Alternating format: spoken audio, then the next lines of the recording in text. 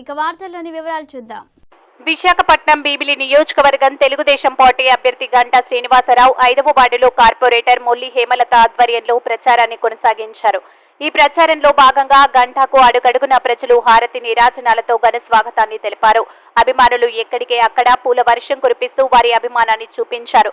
ఈ ప్రచారంలో భాగంగా వైఎస్ఆర్ కాలనీలో వైఎస్ఆర్ నగర్ రాజీవ్ గృహకల్ప సంక్షేమ సేవా సంఘం అధ్యక్షులు ఓలేటి శ్రావణ్ గంటా శ్రీనివాసరావుకు గచ్చమాలలు వేసి శాలువాలతో తన అభిమానాన్ని తెలిపారు.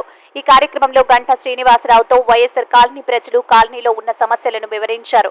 ఈ కార్యక్రమంలో తెలుగుదేశం, జనసేన, బీజేపీ పార్టీ నాయకులు, కార్యకర్తలు పెద్ద ఎత్తున పాల్గొన్నారు.